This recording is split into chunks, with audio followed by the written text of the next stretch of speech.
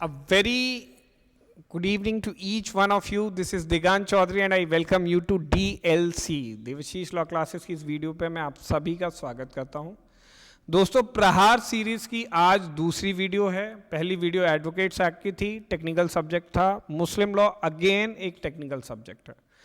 अगर आपको इसमें से चार मार्क्स स्कोर करने हैं देन आप सिर्फ PYQ के भरोसे इस एग्जाम को देने नहीं जा सकते हैं। मुस्लिम लॉ में आपको थोड़ा डीप डाइव करना पड़ेगा, आपको थोड़ा मुस्लिम लॉ की टर्मिनोलॉजी समझनी पड़ेगी, मुस्लिम लॉ का पूरा कॉन्सेप्ट समझना पड़ेगा।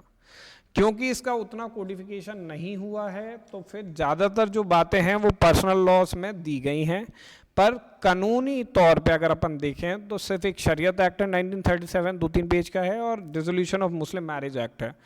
उससे ज़्यादा कोई स्टैट्यूटरी बैकिंग आपको नहीं मिलेगी। तो इसमें कॉन्सेप्ट पे ही आपको खेलना पड़ेगा, आपको कॉन्सेप्ट आना चाहिए, then and only then you can perform in the exam. तो मुस्लिम लॉ पे डील करने से पहले ब्रीफली मैं इंट्रोड्यूस कर दूं कि हमारे एडमिशन्स ओपन है, हमारा बैच है, 1000 रुपीज़ का हमारा बैच है। अब बैच में एनरोल करने के लिए नीचे दिए गए नंबर पे आप मुझे कॉल कर सकते हैं। क्या क्या मिलेगा? लाइव एंड रिकॉर्डेड क्लासेस आपको दी जाएंगी। लाइव एंड रिकॉर्डेड क्लासेस हर 2 घंटे 8:30 से 10:30 आपकी क्लासेस रहेंगी, उसका रिकॉर्डेड वर्जन भी अवेलेबल रहेगा। कंसेप्चुअल क्लैरिटी आपको दी जाएगी, सारे के सारे कॉन्सेप्ट के नोट दिए जाएंगे। कहने का मतलब है जैसे यही था, ये भी एक कॉन्सेप्ट है, कॉन्सेप्ट का नोट है ना। इसके अलावा जैसे मान लीजिए ये हमारा कॉन्स्टिट्यूशन का कंसेप्चुअल नोट है ना, कॉन्स्टिट्यूशन का। तो इसमें वो सवाल जो आपके बेयर एक्ट में नहीं दिए गए हैं वो सारे सवाल इसमें कवर्ड हैं। जैसे हिस्ट्री मैंने दे दी है ना, गवर्नमेंट ऑफ इंडिया एक्ट के बारे में बता दिया, कॉन्स्टिट्यूएंट असेंबली के बारे में बता दिया, sources of the constitution, British से क्या लिया गया, कैनेडियन से क्या लिया गया, what we have taken from US constitution, all these things are covered here, right. Apart from this what preamble के बारे में बहुत सारी बातें मैंने यहाँ पे बता दी, अमेंडमेंट से रिलेटेड बातें बता दी, फंडामेंटल राइट फिर यहाँ से शुरू हो गया। तो फंडामेंटल राइट में जितनी भी चीज़ें थी, चाहे वो आर्टिकल 12 हो, 13 हो, वो सब मैंने यहाँ पे कवर कर दिया। इसके अलावा आपको क्या मिल रहा है? इसके अलावा हाईलाइटेड बेयर एक्ट्स आपको मिल रहे हैं। हाईलाइटेड बेयर एक्ट्स क्या होते हैं? हाईलाइटेड बेयर एक्ट्स में 1 मिनट में आपको बता देता हूँ। हाईलाइटेड बेयर एक्ट कुछ नहीं होते हैं, बस ये होते हैं। मैंने पूरे बेयर एक्ट को ऐसे हाईलाइट कर दिया जो जो इंपॉर्टेंट है विद रिस्पेक्ट टू एग्जाम। जैसे सेक्शन 12 स्टेट की डेफिनेशन के बारे में बात करता है, लोकल और अदर अथॉरिटी से रिलेटेड पूरे केस लॉज हैं, अजय हाशिया वर्सेस खालिद मुजीद और इस तरीके की RD शेट्टी वाला केस। फिर आर्टिकल 13 में जैसे आएंगे तो प्री कॉन्स्टिट्यूशनल आर्टिकल 13(1) हो गया, यहाँ पे डॉक्ट्रिन ऑफ एक्लिप्स लग जाएगी। 13(2) पोस्ट कॉन्स्टिट्यूशनल है, तो इस तरीके के डायरेक्ट सवाल आपके आते हैं। ये एक्सटेंट ऑफ कॉन्ट्रावेंशन बात करता है डॉक्ट्रिन ऑफ सेवरेबिलिटी की। आर्टिकल 13 में जो लॉ है वो इंक्लूड करता है अमेंडमेंट को। ये आपका केशवानंदा भारती केस से आया है। तो इस तरीके से मैं highlighted text of the bare act भी दे रहा हूँ, राइट। और यहाँ पे फिर मैं लैंडमार्क जजमेंट्स दे रहा हूँ। देखिए जैसे ये पूरे लैंडमार्क जजमेंट्स हैं, ये सारे लैंडमार्क जजमेंट्स दे रहा हूँ। कॉन्स्टिट्यूशन के 100 लगभग 79 लैंडमार्क जजमेंट्स मैंने निकाल के और 1 लाइनर के साथ आपको जोड़ के दे दिए। जैसे इन रे बेरुबरी केस में ये कहा गया था preamble is not a part of the constitution. आपको सिर्फ इतना पढ़ना है और उससे आपका काम हो जाएगा। इसके अलावा मैं आपको मॉक टेस्ट भी प्रोवाइड कर रहा हूँ। ये मॉक टेस्ट अगर आपको चाहिए तो 1000 के अलावा आपको 300 रुपये और देने पड़ेंगे कॉम्बिनेशन में अगर आप लेते हैं। मॉक टेस्ट अगर आप केवल लेते हैं तो 500 रुपये के हैं, और कॉम्बिनेशन में आप लेते हैं हमारे कोर्स के साथ तो 1300 रुपये के टोटल आपको पढ़ाना प्लस 10 मॉक टेस्ट, ये 1300 का हमारा कॉम्बिनेशन पैक है। तो ये तो हो गया मेरा कोर्स के बारे में। पिछली बार हमारा 97% रिजल्ट रहा था, काफ़ी बच्चे पढ़ने आए थे, सभी बच्चों ने हमारा एग्ज़ाम को एक बार में 1 गो में क्लियर किया था। So you can purchase this particular course, very good course. अब आते हैं मुस्लिम लॉ पे। पहला सबसे सवाल है हु इज़ अ मुस्लिम। तो मुस्लिम कौन सा ऐसा शख्स है जिसे अपन कह सकते हैं कि ही इज़ अ मोहम्मदन या फिर he is a Muslim. For that उसका फेथ इस्लाम में होना चाहिए। इस्लाम का मतलब क्या है? Islam means submission to the will of the God. यहाँ पे इस केस में कौन होंगे? अल्लाह। तो submission to the will of the God पहली condition. In Islam it is believe that Allah is one, यानी वननेस ऑफ द गॉड पे आपका विश्वास रखना जरूरी है। एक से ज़्यादा भगवान अलाउड नहीं है। तो और वो एक भगवान का नाम क्या है? अल्लाह। और दूसरी बात क्या है? And Muhammad is his messenger. जो अल्लाह के मैसेंजर हैं वो कौन है? अपने प्रॉफिट मोहम्मद, पैगंबर साहब। आगे बढ़ते हैं। Thus it can be said that the person who believes in one God, एक भगवान में विश्वास करना, and the prophethood of the Muhammad, वो मुस्लिम हो जाएगा। अब application of Muslim personal law पे अगर अपन आए तो शरीयत एक्ट 1937 में सब क्लॉज 2 जो है वो following matters of personal law पे अप्लाई होता है। कौन कौन सी चीज़ों पे अप्लाई होता है? Interstate succession. इंटरस्टेट सक्सेशन का मतलब क्या होता है? अगर कोई व्यक्ति बिना विल लिखे मर जाता है तो उसकी प्रॉपर्टी उसके आयर्स में कैसे डिस्ट्रीब्यूट होती है, उसको अपन बोलते हैं interstate succession. Special property of females, marriage, dissolution of marriage यानी कि तलाक, मेंटेनेंस, डावर यानी मेहर, गार्जियनशिप, गिफ्ट, गिफ्ट यानी Hiba, trust and trust properties और वफ, इतनी चीज़ों पे आपके मुस्लिम पर्सनल लॉ अप्लाई होते हैं। अब अपन बात करते हैं सोर्सेज ऑफ मुस्लिम लॉ की। सोर्सेज ऑफ मुस्लिम लॉ का मतलब क्या हुआ कि मुस्लिम लॉ बना किन चीज़ों से है? ऐसी कौन सी चीज़ें हैं जिन्हें अपन कहते हैं कि ये सोर्स हैं, हमारी मुस्लिम लॉ का आधार हैं? तो सबसे पहले first and foremost comes the Quran. Quran Arabic word कुर्रा से लिया गया है जिसका मतलब है टू रीड। कुरान का मतलब क्या है? कुरान एक अरेबिक वर्ड से लिया गया है जिसका मतलब है कुर्रा और उसका मतलब होता है टू रीड। ठीक है। फिर उसके बाद पहला सोर्स हो गया कुरान, यानी कुरान आपका फर्स्ट एंड फॉरमोस्ट आपका जो है सोर्स है। कुरान क्या था? कुरान वो आयतें थी जो प्रॉफिट मोहम्मद साहब पे नाजुल हुई थी और उन्होंने वो उन आयतों को बोलते थे और उन आयतों को लिखा गया एक जगह पे, एक स्क्रिप्ट में लिखा गया और उसे हम फिर कुरान कहते हैं। ठीक है।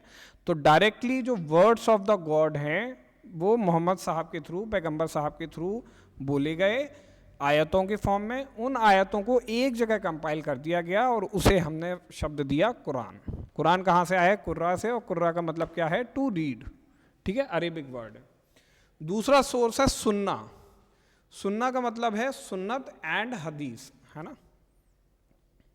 सुन्ना का क्या मतलब है? सुन्नत एंड हदीस। सुन्ना मीन्स प्रैक्टिस, हदीस मीन्स अटरेंस। सुन्ना का मतलब क्या है? सुन्ना का मतलब है प्रैक्टिस, यानी जो प्रॉफिट मोहम्मद साहब ने अपनी डेली लाइफ में प्रैक्टिस किया जिन चीज़ों को, उसको अपन सुन्ना कहते हैं। सुन्ना का एक मतलब तरीके से आप ये कह सकते हैं जो मोहम्मद साहब ने जिस तरीके की ज़िंदगी जी या उनकी जो डेली प्रैक्टिसेस थी या जो चीज़ें वो अलाउ कर देते थे वो भी आपका पार्ट हो गए सोर्स ऑफ मुस्लिम लॉ, यानी उसको सही माना गया है, उसको सुन्ना माना गया है। ठीक है। दूसरी चीज़ है हदीस। हदीस मतलब जो उन्होंने कहा। ठीक है। Second source of Muslim law and are supplemental to Quran. अब ये क्या है? ये सेकेंडरी सोर्सेज हैं। प्राइमरी सोर्स अपना क्या है? कुरान। सेकेंडरी सोर्सेज क्या है? आपकी सुन्ना। सुन्ना में सुन्नत भी आता है और हदीस भी आता है। सुन्नत क्या होता है? सुन्नत का मतलब होता है क्या? प्रैक्टिस, और हदीस का मतलब होता है अटरेंसेस। जो प्रॉफिट मोहम्मद साहब ने कहा वो हदीस बन गई और जो प्रॉफिट मोहम्मद साहब ने किया वो सुन्ना बन गया। इन दोनों को मिला के अपन इसे कहते हैं सुन्ना। What ever profit said in words, जो भी प्रॉफिट मोहम्मद साहब ने कहा उसे अपन कहते हैं सुन्नतुल कौल। आपको ये याद ही करना पड़ेगा और कोई तरीका नहीं है। अब जैसे ये सुन्नतुल कौल और सुन्नतुल फ़ैल है, वो दोनों चीज़ें आपकी लास्ट ईयर पूछी गई हैं। जो All India Bar Examination 19th edition का पेपर है उसमें मैच द फॉलोइंग एक क्वेश्चन आया था और मैच द फॉलोइंग में यही सवाल पूछा गया था कि सुन्नतुल कौल किसे कहते हैं? तो वट एवर प्रॉफिट मोहम्मद साहब सेड वो हो गया सुन्नतुल कौल। वट एवर ही डिड मतलब कि जो उन्होंने प्रैक्टिस में लाए उसको अपन क्या बोलेंगे? सुन्नतुल फैल। Whatever he allowed to be done without actually saying it, यानी कि टैसिट कंसेंट देना। जैसे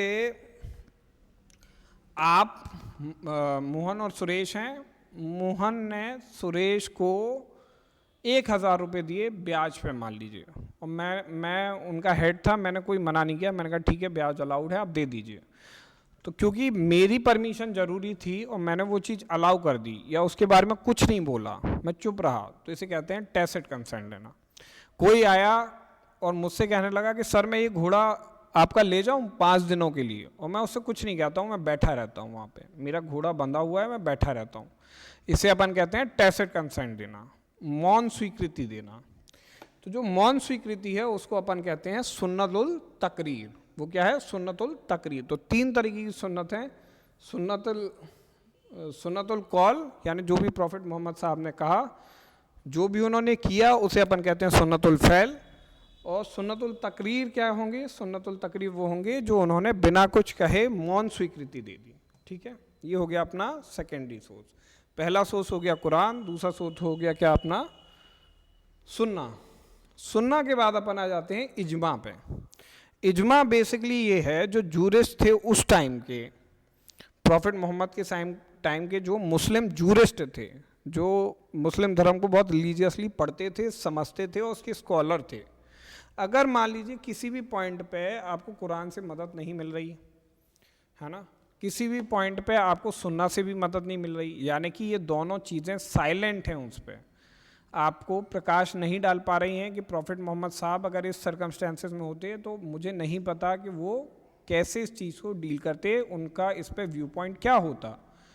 तो उस कंडीशन में फिर अपन इजमा पे जाते हैं। इजमा मतलब कि जितने भी जूरिस्ट थे, उनके फॉलोअर्स थे, उनका एक कंसेंसस था कि हाँ, अगर प्रॉफिट मोहम्मद साहब होते या अगर वो उनके सामने मुद्दा उठाया जाता, then he would have said this या then he would have done this, उसे अपन इजमा कहते हैं। ठीक है, इट मीन्स कंसेंसस और opinion of jurist. I hope these are clearly visible. सिर्फ लोगों की वजह से I think, I don't know if it's readable और not, but this is the only copy that I have with me right now, तो I hope it is visible to you guys. इजमा का मतलब क्या है? इट मीन्स कंसेंसस और opinion of the jurist, जिसे मुस्तहिद कहते हैं। मुजतहिद्स एक होते हैं मुर्तद, मुर्तद का मतलब कि जो इस्लाम छोड़ देते हैं या जो एथिस्ट होते हैं। एक होते हैं मुस्तहिद्स। मुजतहिद्स कौन होते हैं? मुस्तहिद बेसिकली जूरिस्टों को कहते हैं अपन, जो वो होते हैं पढ़े लिखे लोग होते हैं कुरान के, और जो बहुत एक्सपर्ट होते हैं धर्म में, उन्हें अपन बोलते हैं मुस्तहिद्स। On any point of law in the absence of any rule laid down in Quran और सुन्ना। अब ये बहुत इंपॉर्टेंट है कि अगर आपका कुरान या फिर सुन्ना किसी एक पॉइंट पे साइलेंट है तभी इजमा लगेगा, वरना इजमा नहीं लगेगा। ठीक है, फिर आता है कियास। कियास का मतलब होता है रीजनिंग। अब मान लीजिए प्रॉफिट मोहम्मद साहब ने किसी एक पॉइंट को लेके कुछ किया है ना, अब आज सर्कमस्टेंसेस बदल गए हैं, टेक्नोलॉजी एडवांस कर गई है, सोसाइटी बदल चुकी है, rules of the society change हो गए हैं, तो अपन एनालॉजी पे वर्क करेंगे। क्या प्रॉफिट मोहम्मद साहब ने उस कंडीशन में ऐसे एक्ट किया था, अगर उसी कंडीशन को अपन यहाँ इम्पोज कर दो तो आज भी ऐसा किया जा सकता है। यानी एक एनालॉजी के बेसिस पे आप अपने कंक्लूजन पे पहुँच रहे हैं, तो उसे अपन कहते हैं कियास। Collection of rules and principles deductible. Deductible का मतलब क्या है? आप एक इन्फरेंस निकाल रहे हैं। Deductible by the methods of analogy and interpretation from the Quran, सुन्नत एंड इजमा। तो आपने कुरान, सुन्नत, इजमा में से कुछ बातें डिड्यूस कर ली है ना, उसे अपन क्या कहेंगे? उसे अपन कियास कह देंगे। फिर आते हैं इनफॉर्मल सोर्सेज। इनफॉर्मल सोर्सेज का मतलब हो गया सेकेंडरी सोर्सेज, है ना। एक सेकेंड,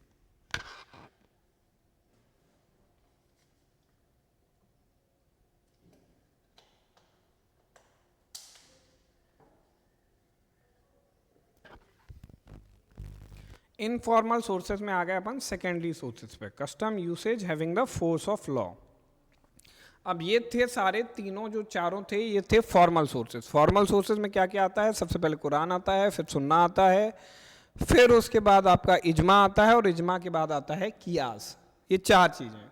कुरान यानी कि जो बुक लिखी गई बुक है वो, सुन्ना यानी कि सुन्ना भी और हदीस भी। सुन्नत मतलब कि सुन्ना भी और हदीस भी। सुन्ना यानी कि वट एवर ही सेड और हदीस यानी उनकी अटरेंसेस। उसमें 3 चीज़ें आ गई, सुन्नतुल कौल, सुन्नतुल फ़िल, सुन्नतुल तकरीर। उसके बाद अपन आए काय पे, इजमा पे। इजमा यानी कि कंसेंसस ऑफ द जूरिस्ट। चौथा हो गया कियास, कियास यानी कि एनालॉजी। ये यहाँ पे फॉर्मल सोर्सेज आपके खत्म हो गए। अब अपन आ गए इनफॉर्मल सोर्सेज पे। इनफॉर्मल सोर्सेज में क्या क्या होगा, custom and usages having force of law, फिर आ जाता है judicial decision, legislation, justice, equity and good conscience. ये चारों क्या हैं आपके इनफॉर्मल सोर्सेज हैं।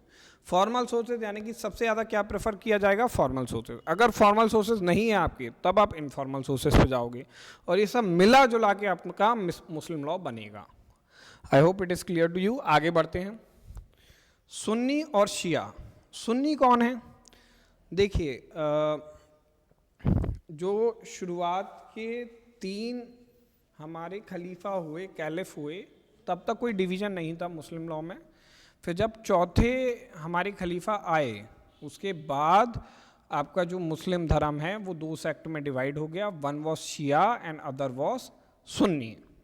ठीक है, जो शिया सेक्ट है वो बेसिकली, अगर एक लाइन में मैं आपको समझाना चाहूँ, जो शिया सेक्ट है वो बिलीव करता है इन द लीनिएज, है ना। और जो सुन्नी आपका जो तबका है वो लीनिएज पे बिलीव ना करके इलेक्शन पे बिलीव करता है टू बी द नेक्स्ट खलीफा। तो ये अगर आप इसे कहें, जो धार्मिक डिवीजन है, जो सेक्टेरियन डिवीजन है amongst the Muslim, that started as a political rivalry. तो ये खलीफा की जो पोजीशन है, देखिए मुस्लिम धर्म में मैं आपको बेसिकली समझा दूं तो जो कैलिफ होता है या खलीफा होता है वो रिलीजियस पोजीशन भी है और पॉलिटिकल पोजीशन भी है। उसमें 2 भाग हैं, मतलब कि आप कहेंगे जैसे पहले चर्च और क्राउन एक होते थे, जो राजा था वही चर्च का मुखिया भी होता था क्रिश्चियनिटी में। सिमिलरली मुस्लिम्स में जो भी व्यक्ति धर्मगुरु होगा वही आपका पॉलिटिकल राजा भी होगा। इसका सबसे बड़ा इंस्टेंस या उदाहरण आपको मिलता है ईरान में, राइट। आयतुल्लाह खोमेनी जी जो हैं वो वहाँ के शासक भी हैं, मतलब सुप्रीम लीडर उन्हें कहते हैं, और वो वहाँ के सबसे बड़े उलेमा भी हैं, वो वहाँ के सबसे बड़े धर्मगुरु भी हैं। तो ये जो पोजीशन है ना, सिमिलर ऐसी पोजीशन होती थी कैलिफ की।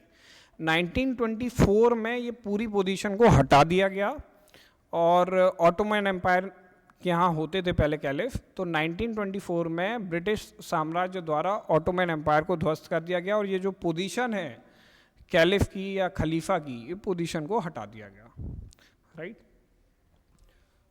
तो ये थोड़ा सा एक बैकड्रॉप था। जो सुन्नी सेक्ट था, आपके एग्जाम के पर्सपेक्टिव से जो इंपॉर्टेंट है, शिया और सुन्नी में difference. This sect advocated for the method of election for determining successor of profit. तो सक्सेसर ऑफ प्रॉफिट को ही अपन खलीफा बोलते हैं।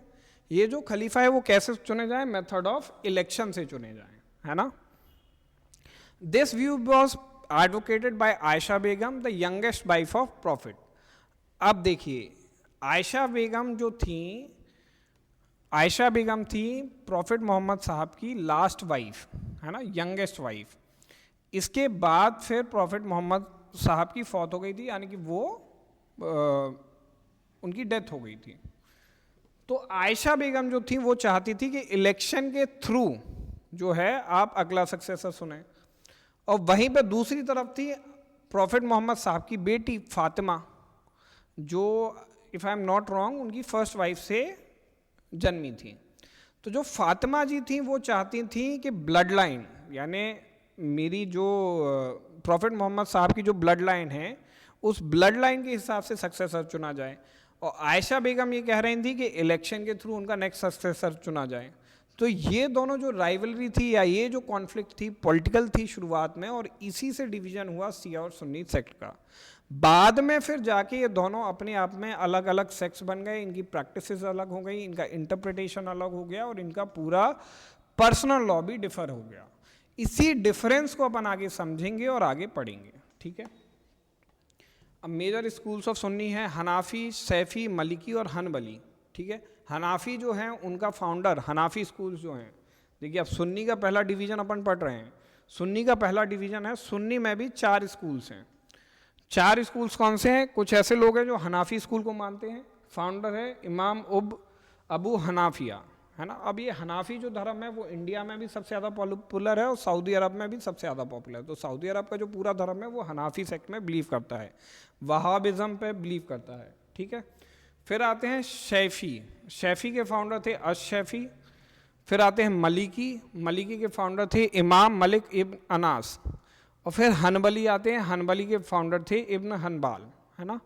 तो ये 4 फाउंडर्स और ये 4 स्कूल्स आपको याद करने हैं। फिर शिया सेक्ट की बात करें, the minority believe that elections are not suitable method and it emphasized on the spiritual leadership of the prophet. तो ये क्या कह रहे थे कि इलेक्शन से आप खलीफा कैसे चुन लेंगे, आपको स्पिरिचुअल गाइडेंस चाहिए।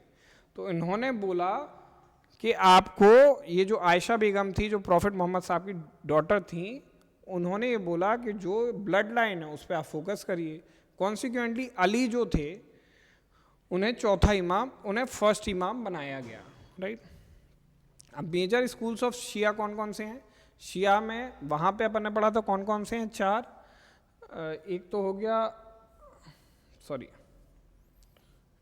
हो गया हनाफी, शैफ़ी, मलिकी और हनबली, है ना। ये चारों स्कूल्स हो गए, इन चारों के फाउंडर्स आ सकते हैं। फिर शिया सेक्ट में अपन देखें इतना अशारिया, तो इसमें भी 2 सेट्स हैं, वो दोनों ज़रूरी नहीं है। फिर आ जाते हैं इस्माइलीज़, आपने बोहरा समाज के लोग देखे होंगे, खोजास और एंड बोहरास, ये इस्माइली हो गए। फिर जायदीज़ बहुत कम हैं और ये उतने रेलेवेंट नहीं बचे हैं। फिर मैरिज में आ जाते हैं। अब अगला कॉन्सेप्ट आ गया मैरिज। अभी तक अपन ने सोर्सिंग पढ़ ली, डिवीज़न पढ़ लिया मुस्लिम लॉ का, अब अपन मैरिज के कॉन्सेप्ट पर डाइव डाउन कर रहे हैं।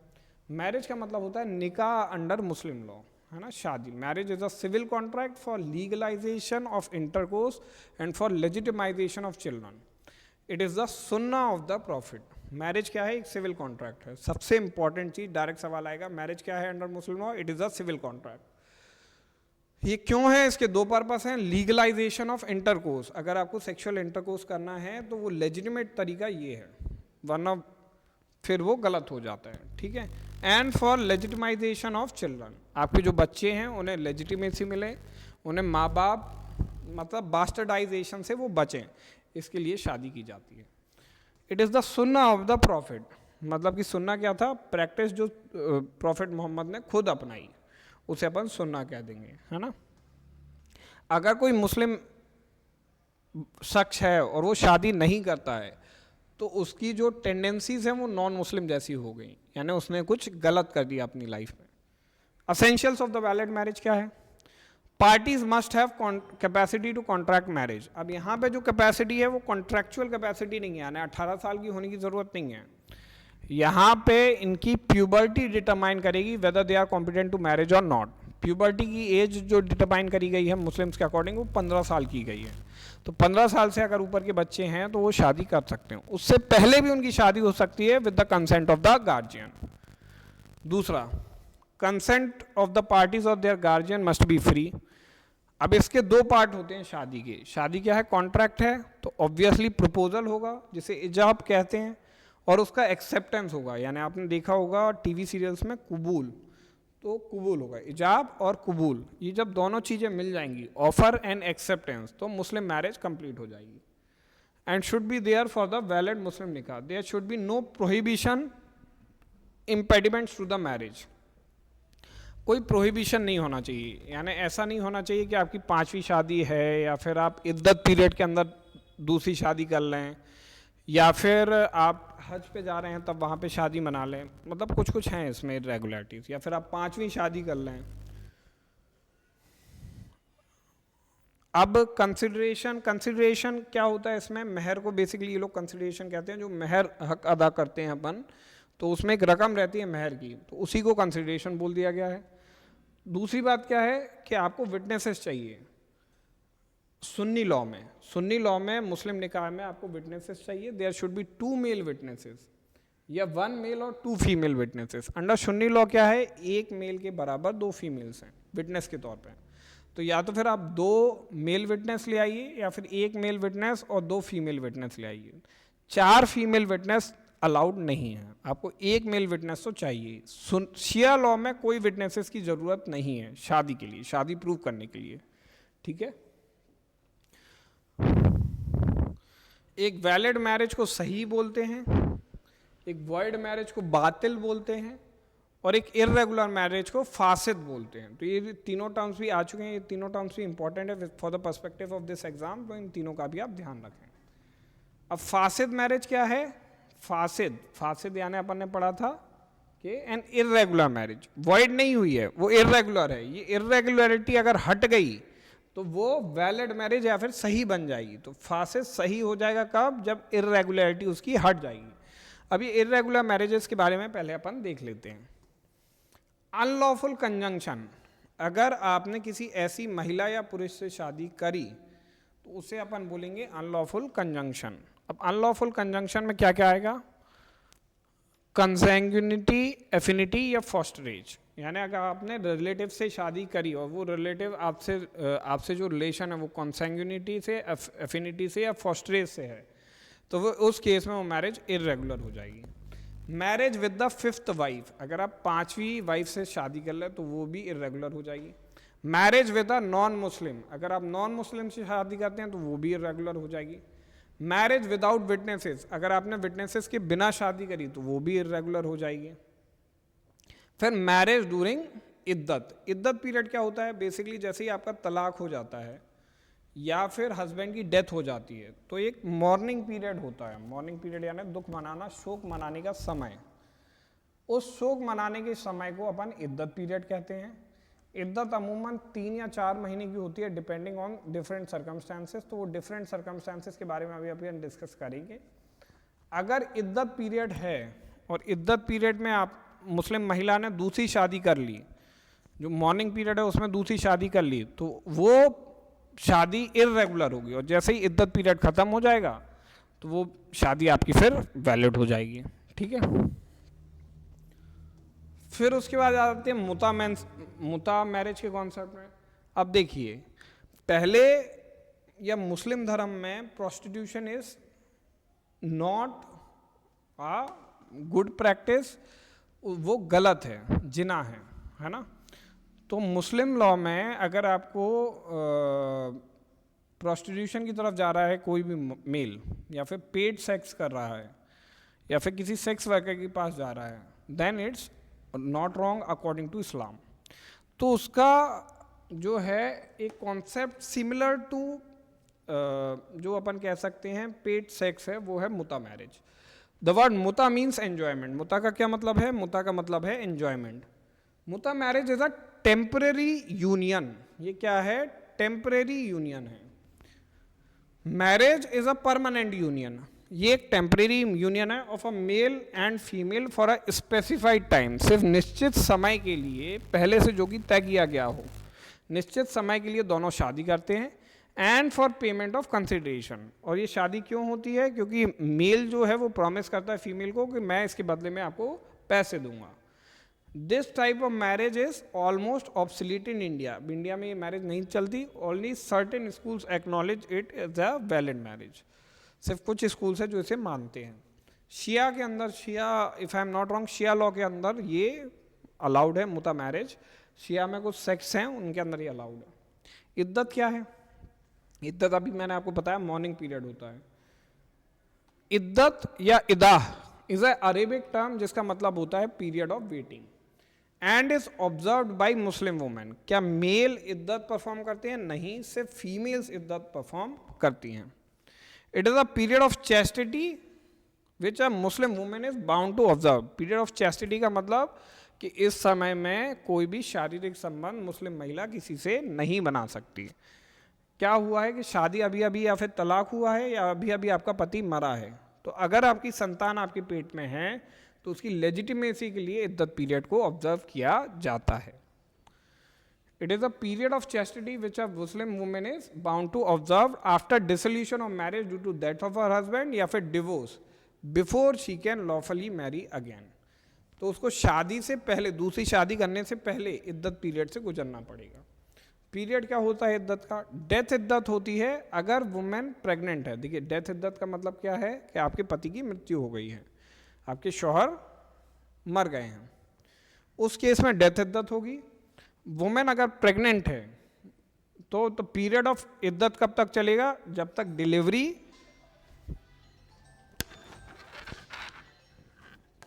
जब तक आपकी डिलीवरी नहीं हो जाती या जब तक 4 महीने 10 दिन नहीं निकल जाते, which ever is longer. Longer का मतलब क्या हुआ कि मान लीजिए आपके पति की मृत्यु हुई और आपका बच्चा परसों पैदा हो गया, तो क्या आपकी इद्दत पीरियड खत्म हो जाएगा? नहीं, आपका इद्दत पीरियड फिर 4 महीने 10 दिन चलेगा। आपके पति मरे और 5 महीने बाद आपका बच्चा पैदा हुआ, तो इद्दत ऑटोमेटिकली खत्म हो गई जैसे ही बच्चा पैदा हुआ। ठीक है, डिवोर्स इद्दत देख लेते हैं। डिवोर्स का मतलब है अभी पति जिंदा है पर उसने आपको तलाक दे दिया है। If the women is subject to menstruation, अगर मेंसुरेशन से वुमेन सब्जेक्टेड है, द पीरियड ऑफ इद्दत अपॉन डिवोर्स इज 3 कोर्सेज। इसका मतलब ये हुआ कि 3 कोर्स जब निकलेंगे, मासिक के 3 महीने आपके निकल जाएंगे, तब आपका क्या होगा, पीरियड ऑफ इद्दत खत्म होगा, है ना। If the women is not subjected to menstruation, मतलब 15 साल से कम की महिला या फिर 60 साल से ऊपर की महिला अगर कोई है, it is 3 lunar months. Lunar months मतलब चांद के हिसाब से होता है वो। If the women is pregnant at the time of divorce, the इद्दत लास्ट अंटिल डिलीवरी। मान लीजिए प्रेगनेंसी के टाइम पे पति ने छोड़ दिया, तो जब तक वो बच्ची डिलीवरी नहीं दे देती, मतलब जब तक वो महिला डिलीवरी नहीं दे देती, तब तक आपका इद्दत चलेगा। अब आ जाते हैं डावर पे, कंसेप्ट पे। जो अपन ने बोला था ना, कंसिडरेशन फॉर मैरिज, ये क्या है, एक सिविल कॉन्ट्रैक्ट है। तो सिविल कॉन्ट्रैक्ट में आपका कुछ ना कुछ कंसिडरेशन होना चाहिए, उसी कंसिडरेशन को अपन डावर या फिर मेहर कहते हैं। Dower is the sum of money और other property promised by the husband to be paid or delivered to the wife in consideration of marriage। Dawar क्या है, एक सम ऑफ मनी है या अदर प्रॉपर्टी है जो कि प्रॉमिस किया गया है हस्बैंड के द्वारा पे करना या डिलीवर करना to the wife in consideration of the marriage. And even where no dower is expressly fixed, the law confers the right of dower upon the wife as necessary effect of marriage. ये justice Mahmood का statement था in Abdul Qadir versus Salima. Basically Muslim law में ये है कि consideration तो जरूरी है, पर कंसिडरेशन मान लो फिक्स नहीं भी किया, मान लो मेहर की कोई भी बात नहीं हो रही, तो in default automatically upon divorce as per Muslim law Dawar आपको अदा किया जाएगा। वो डावर कैसा होगा जो कुरान में लिखा गया है, मतलब कि जो मिनिमम डावर है उतना डावर तो आपको मिलेगा ही मिलेगा, उतनी मेहर की रकम तो आपको मिलेगी ही मिलेगी, चाहे भले दोनों पार्टीज ने मेहर की रकम तय ना की हो। ठीक है, it is neither a consideration, ये ना तो कंसिडरेशन है nor a gift to the wife, it is a token of respect towards wife और an acknowledgement of the dignity of the wife. ये कह तो रहे हैं जस्टिस महमूद साहब, पर वो है असल में consideration he. Kinds of Dawar में स्पेसिफाइड डावर आती है, अब ये काइंड्स ऑफ डावर आ गया, कितने तरीके की डावर आती है। Specified, pre determined amount is decided usually eight the time of the marriage, मतलब कि 50 लाख, 5 लाख, 50,000, 20,000, 10,000, 5,000, ऐसे कोई एक स्पेसिफाइड अमाउंट अपन ने तय कर लिया शादी के समय पे, तो उसे अपन कह देंगे specified amount Dawar. Prompt Dawar होती है, प्रॉम्प्ट डावर होती है कि आपकी शादी हुई और तुरंत के तुरंत आपको उस डावर को अदा करना है, उस डावर को पे करना है, you have to make the payment of that dower immediately, तो उसे अपन कहेंगे prompt dower. Payable immediately after marriage में demand the same at any time, कभी वो मांगा जा सकता है। डेफर्ड डावर का मतलब क्या है? डेफर्ड डावर का मतलब मेहर which is payable on the dissolution of marriage by the death और डिवोर्स, अनस्पेसिफाइड डावर, या जिसे प्रॉपर डावर भी कहते हैं। When the amount of the dower has not been settled, उसे अपन क्या कहेंगे? डेफर्ड डावर। मेहर जो कि पेएबल होगी on the dissolution of the marriage, dissolution of the marriage पे पे होगी, बाय द डेथ या डिवोर्स। अनस्पेसिफाइड डावर क्या होगी? When the amount of dower has not been fixed. तो डेफर्ड का मतलब क्या हुआ? डेफर्ड का मतलब सिंपली ये हो गया कि जिस डावर को टाल दिया गया हो, ये कोई एक इवेंट होगा, मान लो अपना तलाक हुआ, या तो फिर मैं तब पे कर दूंगा, या फिर मैं मर गया तो मेरे घर वाले पे कर देंगे, या फिर शादी के 5 साल बाद मैं तुम्हें पे कर दूंगा, तो उसे कहते हैं डेफर्ड डावर। अनस्पेसिफाइड डावर का मतलब क्या हुआ कि जहां पे रकम तय नहीं की गई है। अब आ जाते हैं अपन तलाक पे। तलाक को अपन क्या कहते हैं? Dissolution of marriage. तलाक को अपन क्या कहते हैं? Dissolution of marriage. Divorce is the dissolution of marriage by the act of the parties. It may be given by the husband or the wife. Divorce क्या है? Dissolution of marriage by the act of the parties. अब इसमें कह तो रहे हैं husband या wife दोनों दे सकते हैं, पर जो वाइफ है वो तलाक देती नहीं है, वो खुला या मुबारत लेती है, उसे खुला कह देते हैं अपन, तलाक नहीं कहते हैं कि खुला करवा लिया मैंने, है ना। तो पर ये हस्बैंड और वाइफ दोनों के पास ऑप्शन रहता है, खुला का ऑप्शन रहता है वाइफ के पास, खुला या मुबारक का। बाकी जो तलाक के ऑप्शंस हैं वो सब पुरुष के पास रहते हैं। Forms of divorce at the instance of the husband. 3 kinds of divorce. अब हस्बैंड 3 तरह के डिवोर्स दे सकता है। तलाक होता है, इला होता है या जिहार होता है। तलाक का अरेबिक वर्ड है जिसका मतलब है रिलीज कर देना। सुन्नी लॉ में तलाक ओरल भी हो सकता है और राइटिंग भी हो सकता है, और शिया लॉ में तलाक मस्ट बी प्रोनाउंस्ड ओरली। शिया में तलाक सिर्फ बोल के किया जाएगा, रिटन तलाक नहीं होगा। अब काइंड्स ऑफ तलाक कौन से हैं? तलाकुल सुन्नत। अब यहाँ पे सुन्नत लिखा है, सुन्नत का मतलब अच्छा, है ना। जैसे अपन ने सुन्ना पहले पढ़ा था, वैसे ही सुन्नत यानी अलाउ कर दिया गया प्रॉफिट मोहम्मद के द्वारा। अब इसमें सबसे अच्छा तलाकुल सुन्नत कौन सा है? तलाक एहसन। और उसके नीचे जो तलाक आता है जिसे प्रॉफिट मोहम्मद साहब ने अलाउ किया था वो होता है तलाक हसन। फिर आता है इन दोनों में तलाकों में क्या होता है, बेसिकली आप जो है तलाक रिवोक कर सकते हो। यानी कि आज मैंने तलाक दिया, तलाक को 3 बार कहना है, तो मैं हर 1 महीने में एक तलाक दूंगा। आज मैंने तलाक बोला, फिर 1 महीने बाद फिर मैंने तलाक बोला, और तीसरे तलाक बोलने से पहले मुझे वो रिवोक करना है। अगर मैंने वो रिवोक कर दिया तो हमारी शादी बच जाएगी। तलाक हसन में क्या होता है कि आपने तलाक आज बोला और फिर उसके बाद आपने 3 महीने वेट किया। अगर 3 महीने तक आपने उसे रिवोक नहीं किया, या आपने इसे 3 बार तलाक बोला अलग अलग महीने, इसमें सिर्फ 1 बार तलाक बोलते हैं और 3 महीने वेट करते हैं, और अगर आपने उस दौरान रिवोक कर दिया तो आपका तलाक फिर ख़त्म हो गया, आपकी शादी रिवाइव हो गई। हसन में 3 महीनों में अलग अलग बार 3 बार मैं तलाक दूंगा, और तीसरे तलाक देने से पहले अगर मैं रिवोक कर दूंगा तो मेरी शादी बच जाएगी। तलाकुल बिद्दत, या जिसे अपन इर्रिवोकेबल तलाक भी कहते हैं, it is also commonly known as triple तलाक। इसे अपन क्या कहते हैं? This is also called as triple तलाक। In the landmark judgement of Shayara Bano versus union of India 2017, यही है सबसे खराब चीज, तलाकुल बिद्दत। अब ये इर्रेवोकेबल तलाक होता है, एक ही सांस में, एक ही सेंटेंस में मैंने कह दिया तलाक तलाक तलाक, या फिर मैंने बोल दिया आई तलाक यू बीइंग, मतलब कि अच्छा यहाँ पे नहीं दिया गया है, हाँ, तो 3 बार तलाक कह दिया मैंने एक ही बार में, तो जैसे मैंने तीसरी बार तलाक बोला इंस्टेंटेनियसली मेरा तलाक हो गया, इसे कहते हैं ट्रिपल तलाक। Shayara Bano versus union of India 2017 का जजमेंट है, जिसमें सुप्रीम कोर्ट ने इसे डिक्लेयर कर दिया था कि ये अनकॉन्स्टिट्यूशनल है। अभी सेंटर की गवर्नमेंट ने इसके फेवर में एक स्टैचूट भी लाए हैं जिसमें 3 साल की सज़ा दी गई है any mail who practices triple तलाक, ठीक है। फिर आ जाता है इला। इला का मतलब है there is no consummation for a period of 4 months. अगर आपने अपनी वाइफ के साथ कोई भी संबंध नहीं बनाए 4 महीनों तक, तो 4 महीने के बाद तलाक ऑटोमेटिक हो जाता है, उसे अपन इला कहते हैं। फिर आ जाता है जिहार। जिहार का मतलब क्या है? Husband compares his wife with the mother और सिस्टर। जिहार में क्या होता है?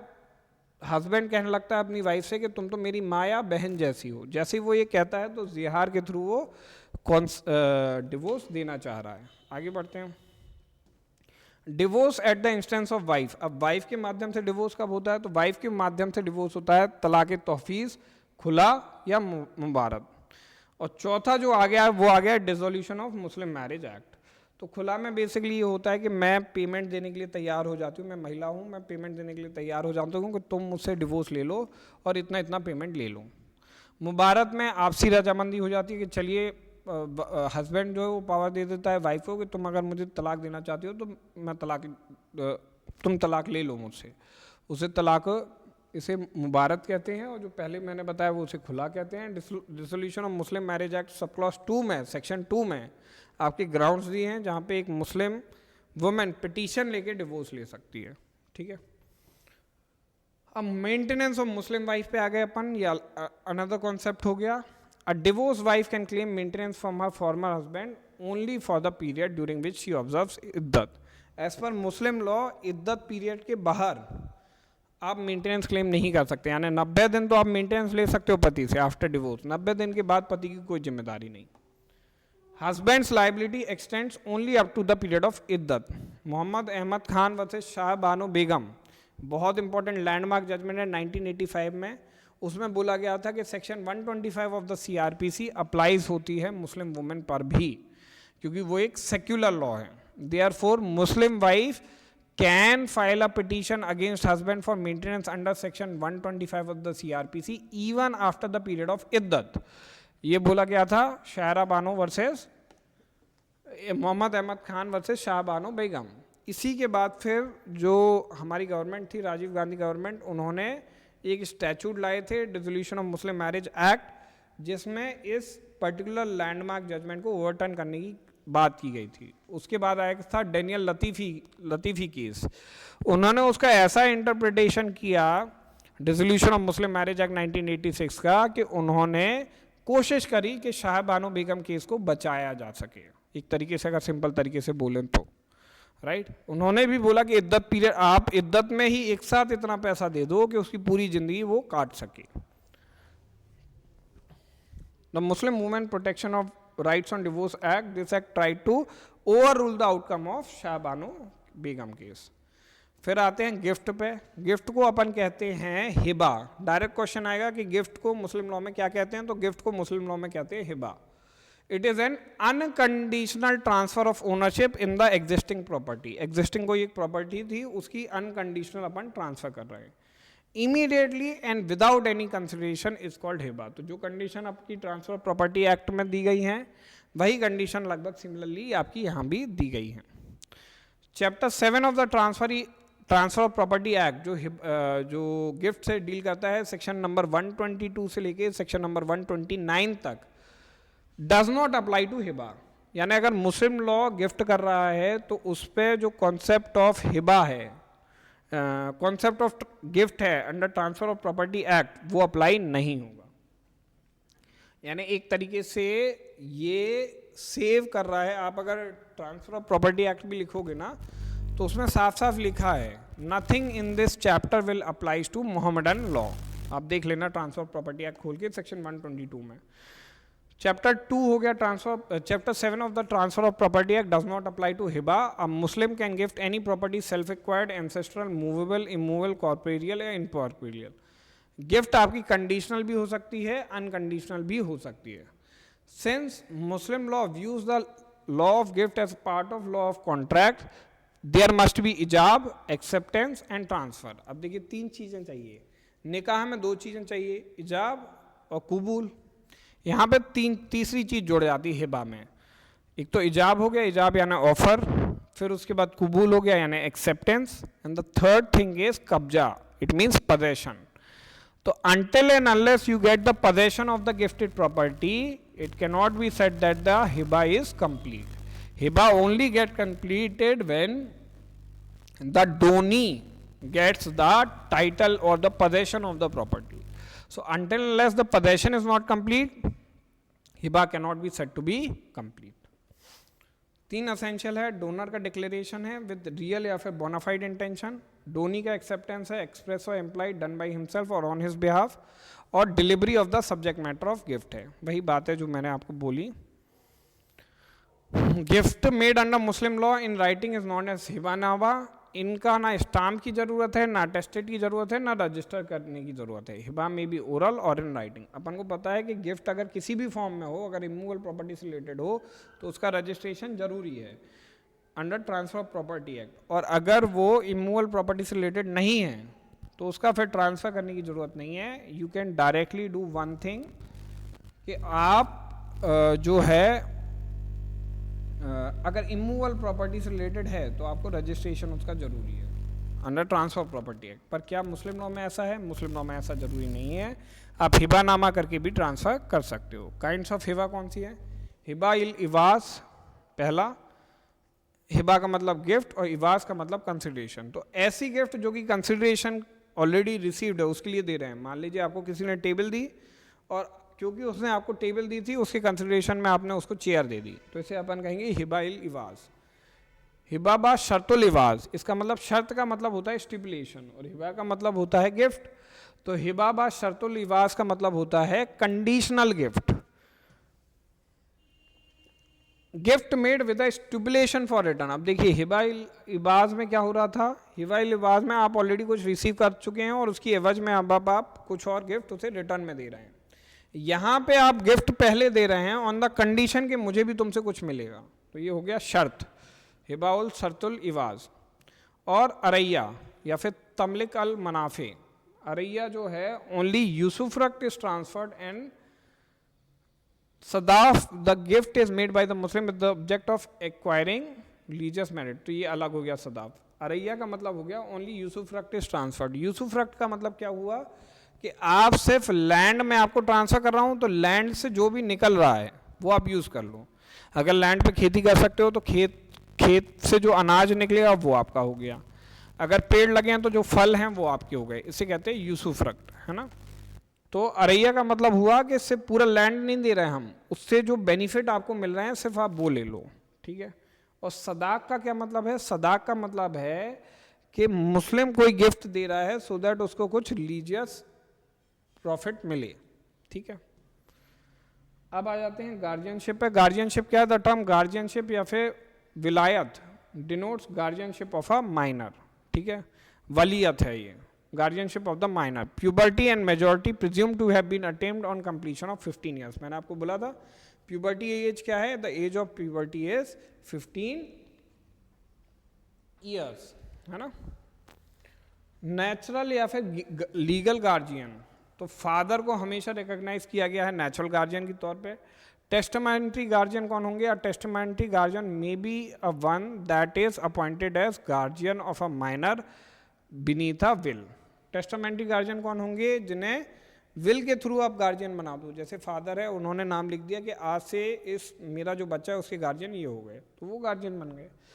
गार्जियंस अपॉइंटेड बाय कोर्ट में कौन रहेगा कि इन the absence of natural guardian या फिर टेस्टामेंट्री गार्जियन। नेचुरल गार्जियन यानी पिता नहीं है, माता भी नहीं है, और कोई अदर गार्जियन वो लिख के भी नहीं गए, विल भी बना के नहीं गए, तो वहाँ पे फिर कोर्ट अपॉइंट करेगी guardian under guardianship of what's act 1890, और वो फिर उसके बाद गार्जियनशिप उनकी हो जाएगी। अब फादर की एक बात आपको इंपॉर्टेंट रखनी है कि अगर कोई इलेजिटिमेट संतान है तो इलेजिटिमेट संतान के में फादर उसका कभी भी गार्जियन नहीं होगा, उसकी नेचुरल गार्जियन हमेशा उसकी मदर होगी।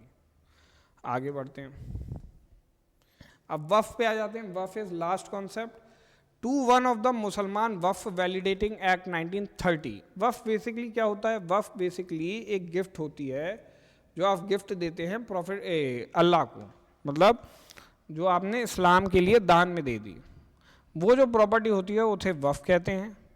जो प्रॉपर्टी देता है उसे वाकिफ़ कहते हैं। प्रॉपर्टी फिर जिसको मिलती है उसकी अलग अलग टर्मिनोलॉजी है जिसे अपन आगे अभी पढ़ेंगे। वफ़ means a permanent dedication by the person professing the मुसलमान faith of any property for any purpose recognized by the मुसलमान लॉ एज रिलीजियस, पायस या चैरिटेबल।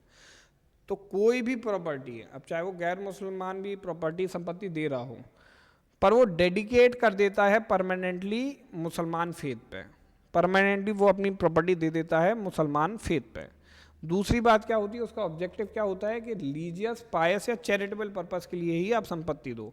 स्कूल खुलवाने दे दो, है ना, हॉस्पिटल खुलवाने दे दो, मदरसा खुलवाने दे दो, तो ये प्रॉपर्टी जो है वो वफ़ प्रॉपर्टी कहलाती है। अबू यूसुफ इसे डिफाइन करते हैं कि प्रॉपर्टी का वफ़ प्रॉपर्टी कहलाएगी जब उसकी ओनरशिप किसके पास होगी, गॉड के पास। Extension of the founder's right होगा, यानी जो भी प्रॉपर्टी दे रहा है उसके राइट वहीं के वहीं ख़त्म हो जाएंगे। बेनिफिट ऑफ द मैनकाइंड के लिए है, मतलब कोई अच्छे पर्पस के लिए आपने वो गिफ्ट दी है। वफ़ मूवेबल के लिए भी हो सकता है, इमूवेबल प्रॉपर्टी के लिए भी हो सकता है। Every Muslim who is of the sound mind and age of majority can constitute वफ़। अब वफ़ कौन बना सकता है, हर मुसलमान जो साउंड माइंड का हो और एज ऑफ मेजॉरिटी का हो। When the property is declared वफ़, the original owner is divested of it and the property rests in Almighty God। Already बता चुका हूँ, अगर मैं प्रॉपर्टी दान, मैं मुसलमान हूँ, मैं प्रॉपर्टी दान में दे रहा हूँ, तो मेरा राइट उस प्रॉपर्टी में ख़त्म हो गया, और अब राइट किसके पास चला गया, अल्लाह के पास चला गया। Any major person with a sound mind can be a वाकिफ, ठीक है। एनी मेजर पर्सन, कोई भी मेजर पर्सन, चाहे वो हिंदू हो, मुसलमान हो, ईसाई हो, सिख हो, वो सभी वाकिफ बन सकते हैं, वो सब प्रॉपर्टी अपनी दान में दे सकते हैं। अब इनमें से बहुत सारी चीज़ें हैं जो सब्जेक्ट मैटर ऑफ वक्फ नहीं हो सकती, यानी जिन्हें आप भगवान को दान में नहीं दे सकते। पहला तो डावर डेट हो गया। डावर डेट क्या है? पत्नी का अधिकार। मेहर की रकम पे किसका हक है? पत्नी का। अगर वो कर्जा है पति पे, तो महिला ये नहीं कह सकती तुम एक काम करो इसे वक्फ की प्रॉपर्टी बनवा दो या फिर इसे दान में दे दो, भगवान को मुझे देने की जरूरत नहीं है, वो नहीं हो सकता। Right to recover money from the debtor under simple money decree, right to usufructuary mortgage, ये तीनों तरीके की है, वक्फ की प्रॉपर्टी का हिस्सा नहीं हो सकता। अब वक्फ can be created through a deed in writing और ओरली। अगर मैं ओरली भी कह दूं कि आज से ये सारी प्रॉपर्टी अल्लाह की, तो वो वक्फ तुरंत के तुरंत बन जाएगा। अगर रिटर्न वक्फ है तो उसे अपन वक्फनामा बोलेंगे। मुतावली कौन है? मुतावली टर्म यूज होता है। मुतावली जनरली एक पर्सन होता है जो मैनेज करता है वक्फ की प्रॉपर्टी, ठीक है, जो मैनेजर होगा वक्फ की प्रॉपर्टी को, उसको मुतावली कह देंगे। All right guys, I hope this video was informative to you. नीचे दिए गए नंबर पर आप हमें कॉल कर सकते हैं। ऐसे ही आपके लिए इंफॉर्मेटिव वीडियो मैं और लाता रहूँगा। डोंट वरी गाइज, ये पेपर बहुत सिंपल है, आपको बस थोड़ा सा एफर्ट्स अपनी तरफ से मारना है और ये पेपर आपका निकल जाएगा। Keep watching this video and keep sharing my content. Thank you so much for watching.